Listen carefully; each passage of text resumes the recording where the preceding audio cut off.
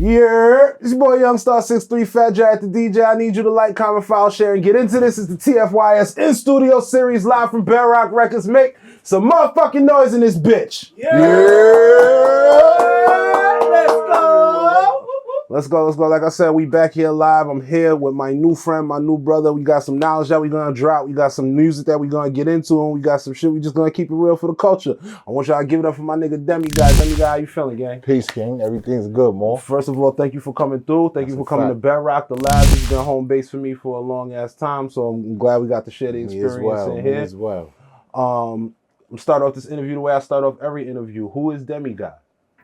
Well, Demegod is a man of American culture and pop culture and hip hop culture is that grew up under the sound, under the culture, and developed his sound from live life events. You know what I'm saying? Word. Real street life events. You know what I'm saying? So Demegod is the evolution of Danger. Danger is the street person. That's who they used to call me, Danger. But now it's Demegod, and Demegod is the evolution of the street person. Like, you know what I'm saying? So I'm the big homie now. So it's different than when I was 16, 17, you know what I'm saying? And being the big homie, you got to set examples. So setting examples, that's the type of example I want to set. My name is Demetrius, D-E-M-E, and Demegod is spelled D-E-M-I. So it was a play on words. I figured, yeah, I might as well put it like that because I know I'm the God, you know what I'm saying? Always dealing with knowledge of self, you know what I mean? But how do I play that aspect? Okay, Demegod is half man, half God. That means you're a child of a human and a God. But I ain't half nothing. I'm a whole God. So that's why it's Demegod. Heard you. Appreciate You know what that. I'm saying? So let's start with the musical journey from the very beginning.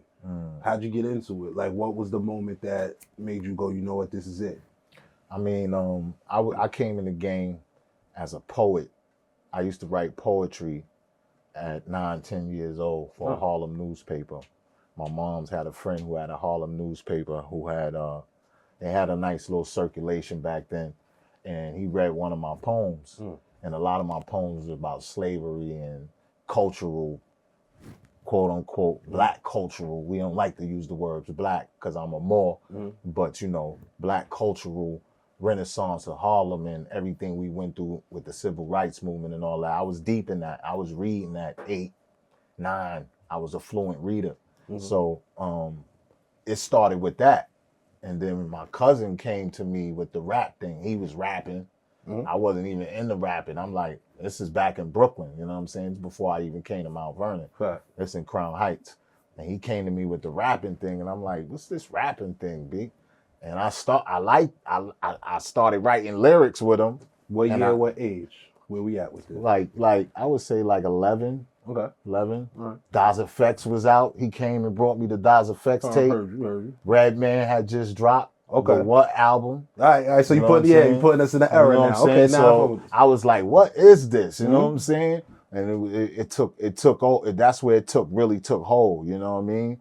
And then just seeing cousins, the turntables, doing DJing and parties and just seeing the whole culture, the fashion. That's a mean era to come in. You know what I'm saying? That's so a mean era to come in. It was, and I'm Generation X, so I sit on that border. You know what I'm saying? I sit on the border of the 90s, and then like I still, X and the early millennials. And then the early. That's where. So we sit. That's why they call us Generation X, because we like the unknown. Like we liable to do. They don't know what we gonna do. Like they could pretty much predict what the youth gonna do today. But I get it, because I back feel then like it's like I feel like me and my generation were literally the last remnants of that. That's like a fact. I was born in 90.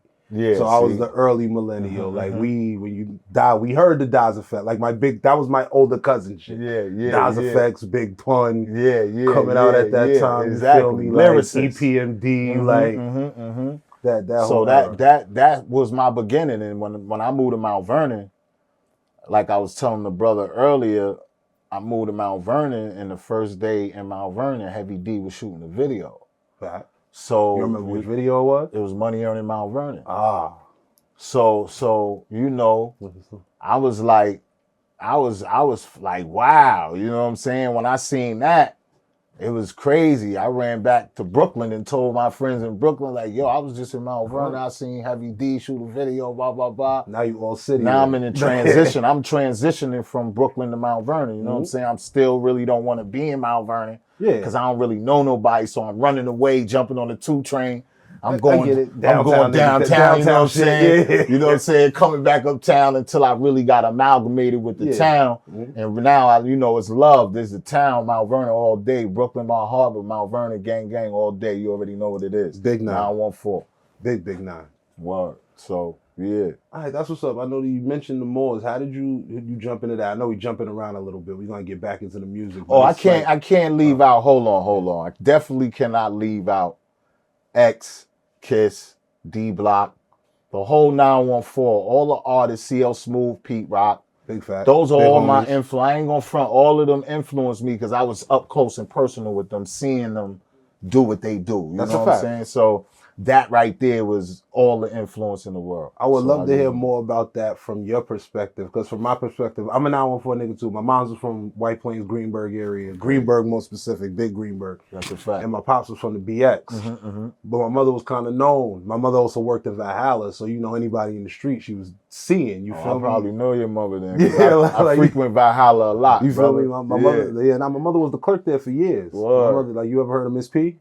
I think so. Yeah. I was a partner, that was my mom. So I gotta see a picture of her, but I was just connected to a lot of people being a young boy, going out to Yonkers with her, of course, being around Earl, RIP to Earl all day, because sitting around with Jada and them. That's a fact.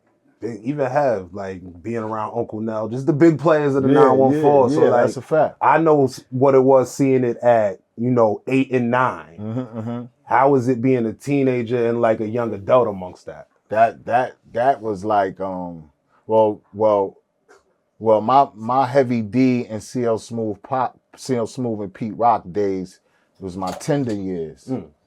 And D Block, Locks, X, the whole Biggie, Bad Boy, Pac, all of that era.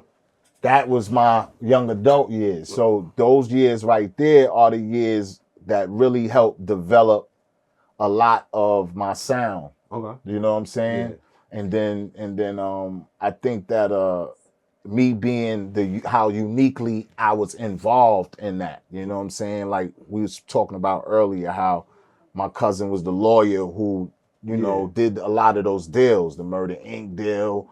Shout out to Irv. You know what I'm saying? Did the DMX deal, did the Rough Rider deal, you know what I mean? So that, me being there, because I came out of prison in 1999.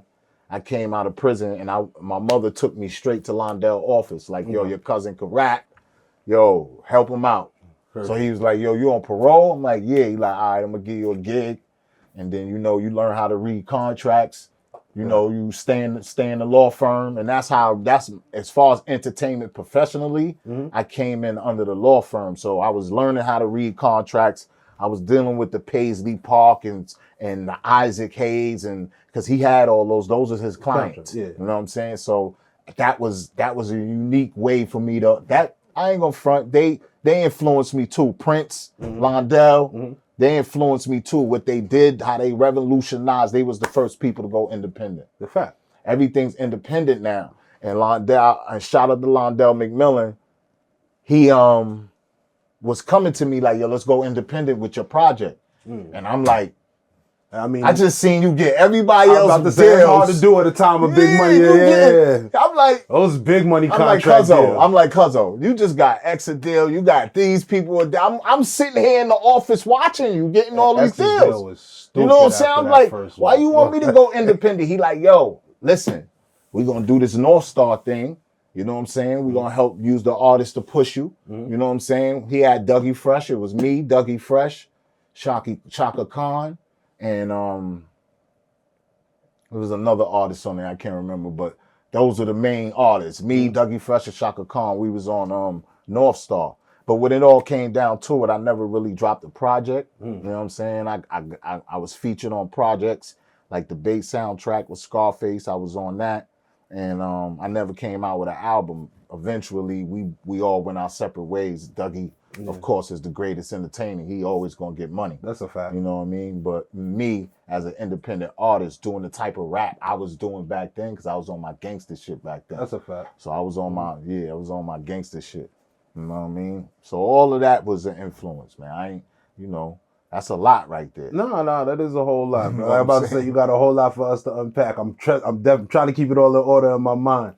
Back to you mentioned this a couple times, even off camera. How did you get into the Moor thing? Because I know that's definitely a lifestyle more than just a following. You feel me? So like, tell us about that. So the more thing came from Dougie Fresh Pops, Hammurabi Bay. So, you know, just being around, well, Dougie Fresh's little sister was my girlfriend in 7th and 8th grade in Davis Middle School. We not gonna blaze over You know that. what I'm Make saying? some noise for the fact that my man's had Dougie Fresh's little sister in this motherfucker, bro. What? That's You know not. what That's I'm not. saying? There's certain flexes you just gotta. Yeah, just so you know what I'm saying? course. So I'm meeting the family and I see his father and I'm like, what's this on yet? You know, I ain't asked him outright because I was young back then. But I'm like, what's that on his head? Like, what he always wearing? And he always got it on. So, you know, years later, you know, after I went to prison, because I went in at like 14, 15, come out like 23, 24, I see him again. And now it's under the entertainment thing. I'm with Londell. Londell is working with his son. So it's like, oh, you know him? You know him, Mount Vernon older? So it's one of those things. Fact. And I asked him, I'm like, yo, what's up with that? I always wanted to ask you, yo, what's up with the hat, man? Yeah. He's like, that's not a hat, it's a fez. You ain't ready. Because at the time, he was right. At the time, I was going from my gangster shit to my revolutionary shit. Yeah. So, you know, he's seen it. He's seen it's a thin line between the two. Fact. So he like, you still street, you know what I'm saying? You're not ready. So I'm like, you know, a hothead. I'm like, all right. So so a few years later, seen him again, and I was asking him again. He's like, all right, come to Strong Readers. And he has Strong Readers in Mount Vernon on 3rd and 3rd every Thursday. And every Tuesday we meet at Strong Readers in the community room. Had the Moors in there. Anybody who had knowledge or wanted to spit something to anybody from the community, was open door. Anybody come in, it was like church, but church on some real Open vibe. forum, Yeah, knowledge, Community wisdom, forum. and understanding for the gods or whatever, for the Moors. And he invited me to that. And I've been a part of the community ever since, you know what I'm saying? I took my Shahada as a Muslim, you know what I mean? But that's my spiritual side, because I'm a Sufi. I'm a Sufi Muslim. I'm a Sufi, but you know, they got different sects. Sunni, Absolutely. I'm Sufi, but yeah, I claim my nationality. Temple number 10, Nature Bay. We got one of the youngest Grand Sheiks. You know what I'm saying? There's Moors all around the world. And you know, a lot of the Moors, and it was even more intricate about, I do drill music. And the reason everything comes together is because we go into the science to the chief, Jeff Fort. You know what I'm saying? Jeff Fort. They call him the chief because he had the fez, you know what I'm saying? He was a Moor. Noble Drew Ali went to Chicago, you know what I'm saying? And he left New Jersey and went to Chicago. And everything that you seeing basically with the gang shit right now come from the Moor shit. Yeah, no, you know what I'm saying? So I've heard. It's just, you know, I feel like the divine, I found my calling. My calling as to seek retribution for tearing down my community and the things that I've done. I done things to my community that I'm ashamed of. And now I'm the big homie. So me becoming a Moor and then all of those intricate webs being connected where I could speak about street shit and conscious shit and bring two of those worlds. Like Tupac used to talk about the nigga kingdom and the conscious kingdom. And that's what my movement is about. My movement is blending those two, you know what I'm saying? So niggas on the block could understand me, and then the conscious community could still be like, oh yeah, we already know what he on. You feel me? So, but the Moor shit is definitely, I advise every man to get into the Moors, because the Moors teach you the science about America. It's not about Africa. People think we claiming to be the Moors in Africa. No, we claiming to be the royalty of America that they destroyed. Niggas is not from Africa. They teaching that and niggas teaching that in schools. Christopher Columbus discovered America. We come from Africa on these ships. Where the ships at? Where the ships at? Where the museum for all, you brought 50 million slaves from Africa to America. Where are the ships? You destroyed all the ships? Come on, make it make sense, man. Make it like my family. I don't got none of that. I got all my pictures, family tree. We Cherokee, Blackfoot, Choctaw. I don't got Zulu and Ashanti. We don't got none of those stories. Because if we left Africa 100,000 years before Christopher Columbus was even born or thought of. We've been here. We was already here. They enslaved the niggas that was already here. So that's what Morris science is about. People don't understand. If it wasn't for Noble Drew Ali, we wouldn't have Jeff Fort. We wouldn't have the gangs we have now. But on the flip side, we wouldn't have Elijah Muhammad. We wouldn't have Malcolm X. Elijah Muhammad was Elijah Poole Bey. He was a Moor before he started the Nation of Islam. Yeah, we did. Malcolm X was Malik Shabazz El. He was a Moor. Those are last names of Moors. That means you have to claim your nationality. That means dropping African American, dropping Negro, dropping Black, because none of those is real. Those is all made up European titles that they give us to keep us from calling ourselves who our ancestors was. Because guess what? I don't pay taxes. You understand? I got certain rights. When I walk in the courtroom, it's different. They're going to treat me different than they treat a Johnson and a Williamson. You understand? They don't treat me the same. They treat me different. You feel me? And I just got pulled over on the Hutch. County police pulled me over. I'm smoking. I got a tail light out. He like, yo, where your license? So he said, where your license? So I got 2 licenses. You know what I'm saying? I'll show you right now. I got 2 licenses. I got a license with my slave name, Williams, and then I got a license with my Bay name. So, of course, I already know the power behind the Bay name. So I gave him the Bay license. Don't you know he went to his car and came back and said, yo, my computer down. And he gave me back my license. He was like, here, take your license. Yo, my computer down right now. I don't even want to run your license, man. He's like, yo, you got registration? If you ain't got it, don't even worry about it. I'm like, nah, I got it. He's like, nah, you ain't, just go ahead.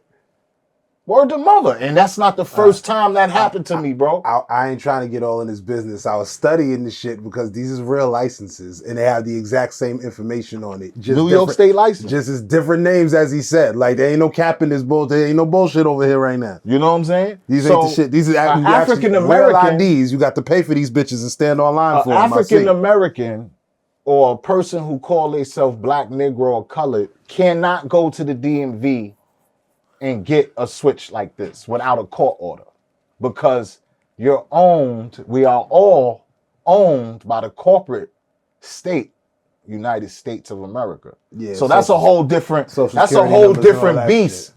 Like we can't even talk about, let's just stick to the entertainment and the music, because that right there. Speaking of which, that's exactly where we gonna go, because you ain't gonna get my shit taken off of YouTube. You done mentioned your time inside a couple times. If it's not too personal, how did you end up inside? Oh, I ended up inside because I was a shooter. I'm one of the Mount Vernon legends, man. I'm a legend out here. You know what I'm saying? I'm a living legend, and I say that with pride because it's a lot of legends that's not here. You feel me? So I'm a legend. I did things in this town that, you know, I done made the papers mad times from high school, junior high school. You know what I'm saying? Check my record. I ain't got under my slave name, Demetrius Williams. Check it, just Google me. You know what I'm saying? Everything is there. My rap sheet, you know what I'm saying? All that. So that's what really got me to into prison, you know what I'm saying? Okay. But I was still doing music though. I was still rapping. Well, speak about that. Because I know you mentioned something off camera. I wanted you to get into it on camera. What did the role that music played for you while you were inside? I know you mentioned the battles and other things, but tell us the entire role of what music played for you on the inside. When I got inside, you know, there's nowhere to really like release that energy. So of course, we write rhymes, you know what I mean? We write rhymes, and that's what we did. You know what I mean? Green, Wash. That's where it started at for me. It started in the mediums for me. You know what I mean? Mhm. And then, you know, once, because it was like a sport in there. It's not like that anymore. Cause I just did a bid, you know what I'm saying? I just maxed out on parole and all that.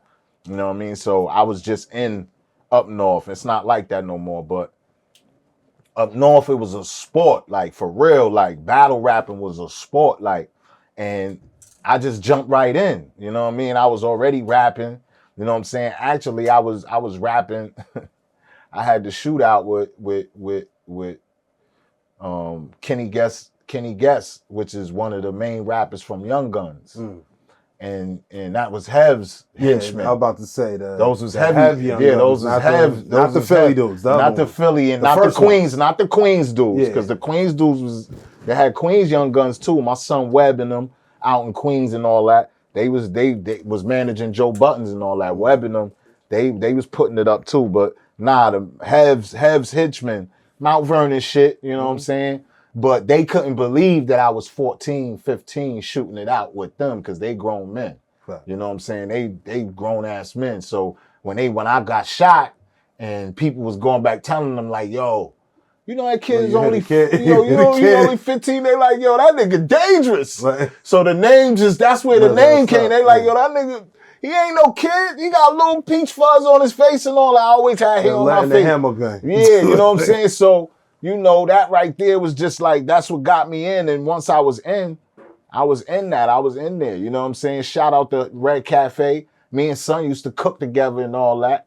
And he, you know, out there in LA living superstardom, my son, you know what I mean? And yeah, B, it's not a lot of people that was around them times that's still around. So, you know, it's definitely a merit that I say I get it myself, you know what I mean? Like, yeah, we made it through. You feel me? It's definitely your story. But let's go deeper into the music side. Like, when did it start getting serious for you? Because you dropped a lot of names off camera, so I want to get into the heavy shit. When would you say was your first major move? Outside of because you explained that you were with your cousin Londell McMinn and you signed to the North Star. The North Star. That was my first major move in the game. That's when I was exposed to major players. You know what I'm saying? No disrespect, you know, kissing them. Yeah. I already see them in the hood. Yeah. So that was a little different than seeing Isaac Hayes and all of these different people that he was working with. You know what I mean? Yeah, hell yeah. So plus I was still with Rough Riders though. Rough Riders office was Londell was on 57th and 7th. And Rough Riders, I believe, was on 53rd. They was like 2 blocks from Def Jam. You know what I'm saying? So I was going down. I was walking. Everybody was in that. I was all the labels was in that vicinity. Yeah, everybody was in that Broadway, vicinity. Exactly. You know what I'm saying? Viacom around the corner. And I knew where all the labels was because Londell had me doing. I was in the mailroom in the law firm. I worked in the mailroom. Yeah, you dropped. So I'm dropping the mail. So that's how I'm learning where all the labels is at. Motown, Rough Riders, Def Jam, Bad Boy, Sony. That's how I'm figuring out all. You know what I'm saying? So all of those was prepping. Realizing these niggas is all in the same 6 blocks. Yeah, but I didn't appreciate it back then. I feel you. I thought because sometimes I had to walk. So I was like Big Cuzzo's son in me, you know what I'm saying? Like, he got me walking. Like, come on, so I just came home from doing all this time. You think I want to be walking down Midtown Manhattan? All these people is crowded. I got like, you know what I'm saying, ADHD, you know what I'm saying? I got a little mental shell shock and shit. So I ain't take it, but it was valuable. You know what I'm saying? That was valuable. And I didn't even realize that Divine was putting me in positions and showing me, okay, these are the major players of the industry at the time at a young age. So that right there was, and then Londell put me on the Bass soundtrack. And that was how I debuted it to the world. That was my major, you know what I'm saying?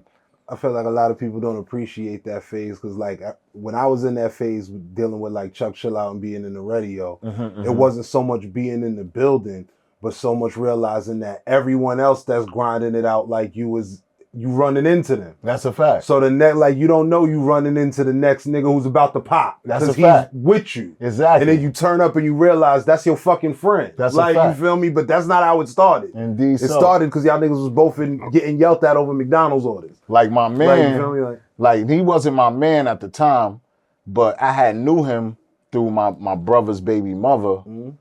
She was friends with damn, what's son name, man? Son was fire too. He was another artist.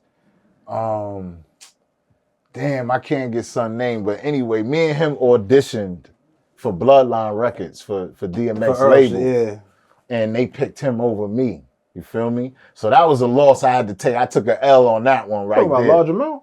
Nah, not large amounts. No, Boogie.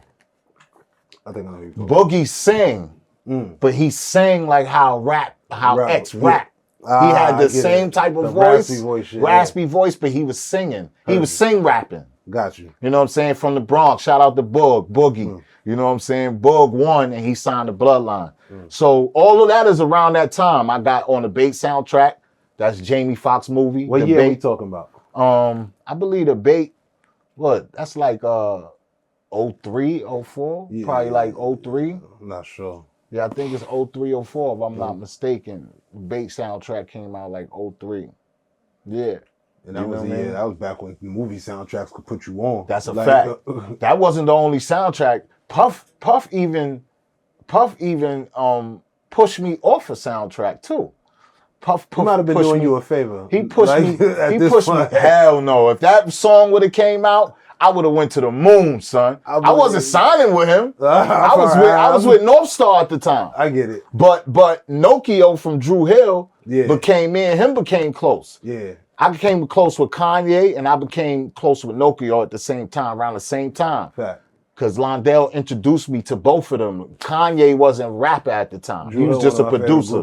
When I tell you, I will argue niggas down about the Drew Hill's classic. Drew Hill and Cisco. Classic forever. Y'all don't put enough fucking respect on Cisco's name. Cisco was the king of R&B for a good 5 years. That's a fact. Like big in between Usher and Chris Brown. He had it. Cisco had a run, nigga. Yeah, he had a run. That's a fact. So Nokio was my man. Yeah. So Nokio called me and was like, yo, come down to the studio. He was in Midtown in the studio. He was like, yo, come down. I want you to hear this joint.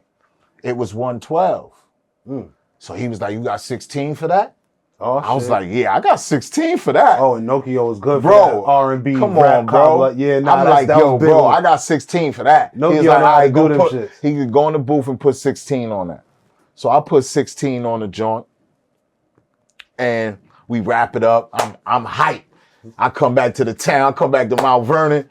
I'm in the hood. I ain't even telling nobody. I'm like, yo, I just got the joint with 112 Nigga. For the Blue Streak soundtrack. That's what we did the song for. That was a big soundtrack. That was a big soundtrack. Huge soundtrack. That was Martin Lawrence with the diamonds and all Lawrence that. With the diamond shit. Yeah. Martin Lawrence was in that shit. What was the white boy's name in that shit? There's another because he became a big white boy after that. But Owen Wilson. That's a fact. My nigga, that was Owen Wilson. That's a fact. So that was a big soundtrack. Wilson. And so Jay had the big record on that shit. Jay didn't have a record on there. Jay ain't have no record on there. I had the whole soundtrack. Wait, you talking about at the time? At the time. Oh, okay. That's what we're about to get into. We're about to get into the whole nitty gritty with that. TFIS studio exclusive. Shout out to Swiss. Shout out to my homie Swiss. You know what I'm saying?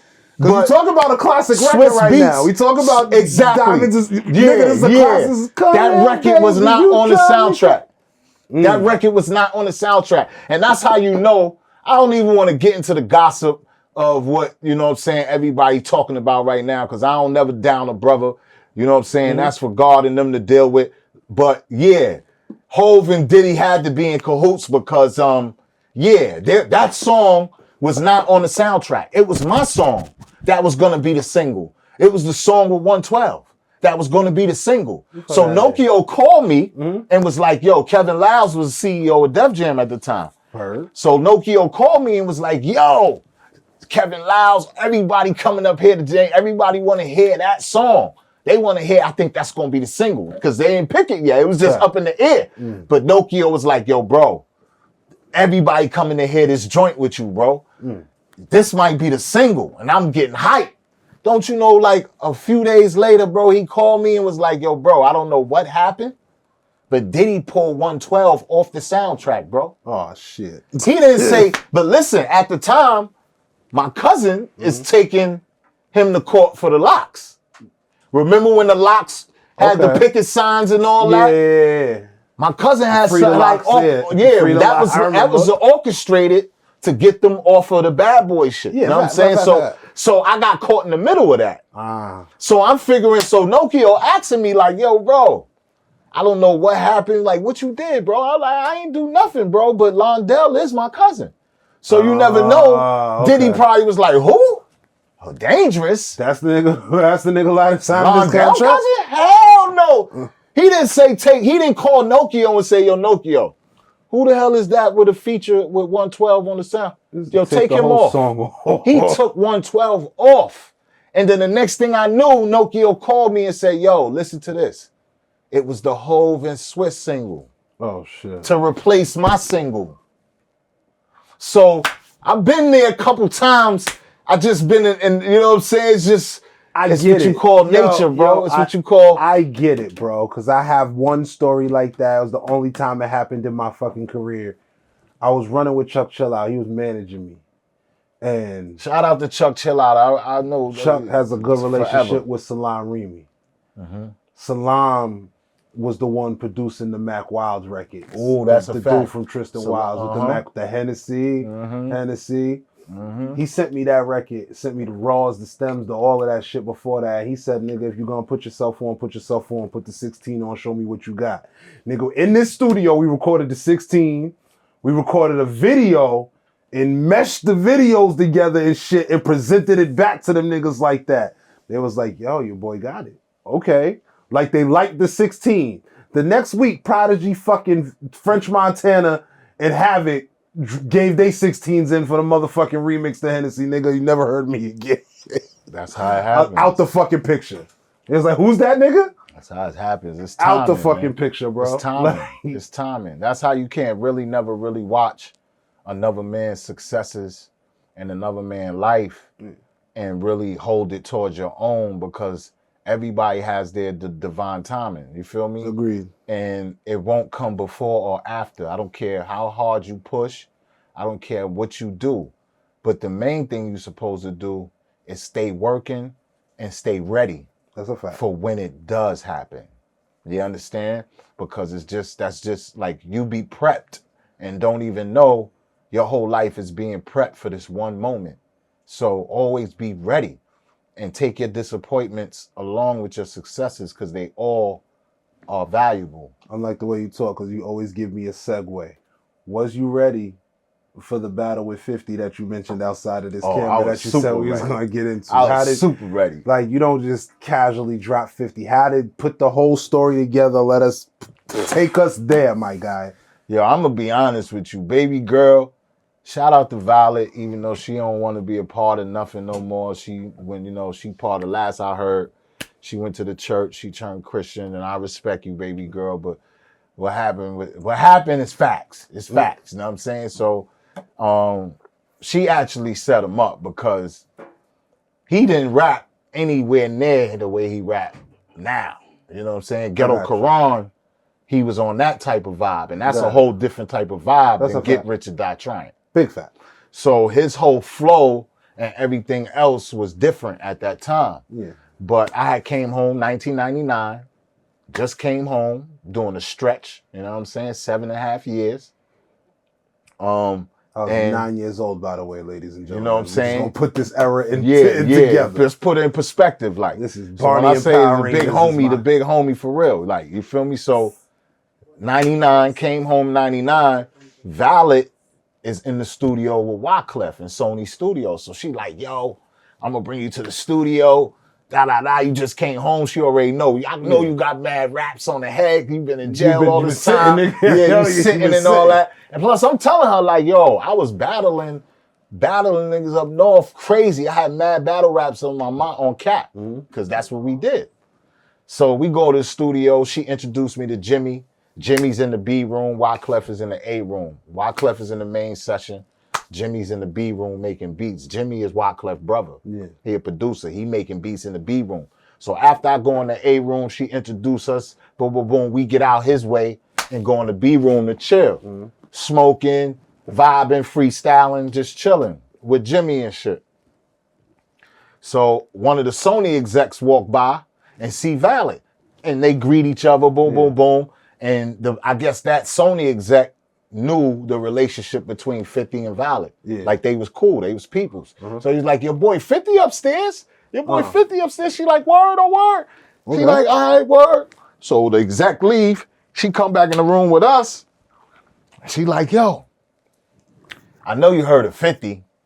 And I'm like, yeah, I heard the How to Rob a Rapper when I was in Comstock. Oh, absolutely. Because I just came home from Comstock. Yeah, that shit was all How on to the Rob took the yeah, streets. that shit was, you know what I'm saying? That shit was the talk of everywhere. the streets, Mixtapes up top and all Power that. of a Dollar was, nigga, Power of Facts. the Dollar had New York in a chokehold. That's a fact. So, you know, I'm Matter like, of fact, yeah. to keep it real, Power of the Dollar was the thing that took the Green Owl D-Block mixtapes out the CD player for the first time in a long time. Oh, yeah, but was Power like- of Dollar came later. It Came did, after but that. we was bumping Yeah, it with was them the same. shits. Yeah, that's a Power of fact. the Dollar came, it was like you switched that shit out for me. Like, it was That's a like, fact. okay. That's a fact. Word. So she like, yeah, How to Rob a Rapper. You know who sing that? I'm like, yeah, 50. She like, yeah, he upstairs. I want to introduce you to him. I think y'all could be a good vibe. You know what I'm Fact. saying? Probably could work together or something. Yeah. We could probably put something together. So I'm like, Shit, all at right. this time, that nigga just came back too. Like, Yeah, they both, you know what I'm saying? This before he got shot up and all that. No, I'm This talking is about a- when he went up top. When he Oh, technically he didn't He go didn't up go up state. top. He did Woodford. Technically he did Woodford. Yeah, because when we was going at it, that was my songs ain't never get a light of day. But yeah, I was talking about that. Like Yeah. you was never up north with us. Like I was up north, like up north. You know what I'm saying? He never made it. To be fair, not saying he wouldn't have survived. He probably would have had it. You know what I'm saying? But he wasn't there. Yeah. You feel me? But yeah. So, but it makes it even greater when we met. So she was like, yo, you got to meet this dude. Like, y'all kind of remind each other. Boom. You know, same type of cloth. That's a fact. So I'm like, all right. She go get him, bring him downstairs. He come downstairs. She introduce us. They talking. Boom. Like, yeah, that's my boy Danger. He just came home. He like, oh, word. Everything was cool. She was like, yo, I want to hear both of y'all. I want to hear how your voice sound in contrast to his voice. This is not a battle. This is what she said. Specifically, Violet said, listen. I can hear the setup now. She said, this is not a battle. It's only me, her. It's only me, Violet, and Jimmy in the room, and 50. I can see why she said it though, because I hear the tone of your voice and you telling me this is Power of a $1.50. No, this is Ghetto Quran 50. Ghetto Quran 50. This is higher not power. pitch, faster flow. Yeah, this is not. I hear why she wants to hear So it. she like, yo, this is not a battle. I just want to hear maybe y'all could work together and shit. So he like, all right, we both agree. So he spit his verse. His verse was hard. He spit his shit. I spit my verse. He heard my verse. He was like, he ain't let a pin drop. But he came right after me. Soon as you stop. Yeah, as soon as I stopped. Oh, okay. So for me, So now y'all rapping. So Yeah, now yeah. for me, Yeah, now y'all rapping. this is a battle. Yeah, absolutely. For me, you feel me? Rap shit. So yeah, so son don't breathe or nothing. Don't say, yo, that was fire. Nothing. He don't say nothing. He just go right at it, right? So I wait for him. As soon as he finished, I do the same thing. Fact. We go back and forth for at least 20 minutes, bro. That no lie, bro. 20 minutes going back and forth, verse for verse. Bro, when we finished, when we got to the end, the room was full of people. At least 20 people from Sony. All business people, execs and all that, all in the room watching the battle. Remember, it was only 4 of us when it started. So, you know, honestly, I smashed some Mike. And the reason why I smashed some Mike is because he was spitting Ghetto Quran. Ghetto Quran wasn't fucking with the battle raps that I was coming with. I just did 7.5 years. All I did was battle. Different level That's of why I hunger. said she kind of like set. Well, he set himself. Well, it just set up. Nobody set it up. Yeah, it just happened that way. Different level of hunger. You know what I'm saying? 2 different places in life at the time. Yeah. You I'm was just rapping from coming a different home. place. Yeah. I'm just coming home from prison. Now, mind you, this is why I say he stole my style as well. Damn. Because my body was, I would look like an action figure. Come on, I went in at 15. I came out at 24. Imagine how my body looked like a G.I. Joe figure. My body was crazy. And when we battled, that's how I battled. I took off my shirt. I was sweating. You know what I'm saying? Yeah. The people in the room was like, who is this guy? He's a madman. DMX too. Yeah, I had my tank top on. Niggas DMX I'm in too. his face. Like, You know what I'm saying? yeah. All of that. He ain't forget none of that. So, and he was pudgy. He wasn't even, he ain't get shot up and start working up. So he pudgy. So he seen my body. He seen my physique. He seen how I was coming with it. And for me, okay, yeah, you get shot up, you went and worked out. But then you put me in Get Rich or Die Trying. Now, mind you, I'm fucking with Kissing. I'm fucking Rough Riders is my fam. Yeah. You beefing with D-Block in them, that's my fam. And you know that's my fam. You know Londell is my fam. So he was all at war with anybody that had anything to do with Murder Inc. That's a fact. And Londell had a lot to do with Murder Inc., even though Irv, you know what I'm saying? I get it. Nobody don't really give him credit for that. That's a whole nother story. But you know what I'm saying? But anyway, he walked out the room. Now, another reason why I say I won, and he know this is for. Now, when you battling, if you run out of rhymes, you lost. Yeah. Period. No, yeah. So he was like, "Yo, I ain't even got no more." This is his exact words. This is his exact words. I don't, and he kept it thorough. He was like, "I don't even got no more. Anything else I say will be on my album." So that means he didn't have no more. Any other rhymes that he would attempt to spit would be on Ghetto Quran. Yeah. You know what I'm saying? So I just spit for another 5 minutes straight. And when I say 5 minutes straight, I probably exaggerating. That's not fair. But 2-3 minutes for 7 years, nigga. My nigga, I went. You had 40 years worth. Yeah, but I had 40 minutes worth of rap. But this is my time to shine. That's you feel me? Yeah. So the room is filled with people. So I just wanted to put the nail in the coffin with the sledgehammer, like, you know what I'm saying? And he walked out the room. He didn't give me no 5 or nothing. So check it, right? I'm in Boston. Kiss and them is Styles P and them. Styles P is, what is it, Kiss or Styles? I think it's Styles is performing with, not with them, but they doing a show with Jules Santana and Ghostface Killer. I'm in Boston at the show. DJ's giving out mixtapes. Boom, I get the new Clue shit. 50 was out, yeah. So boom. This is a few years now. He didn't already got. Question. This After show this, you're talking about, this is not the show where D-Block got it banging with Benzino. Nah. Okay, that was on tour. That was tour. About to say, we talk about the same show? That was on tour. That was when niggas bang niggas out and all that. Nah, that was on tour. I wasn't there for that. Okay. I would have been banging niggas out too. You feel me? But word up.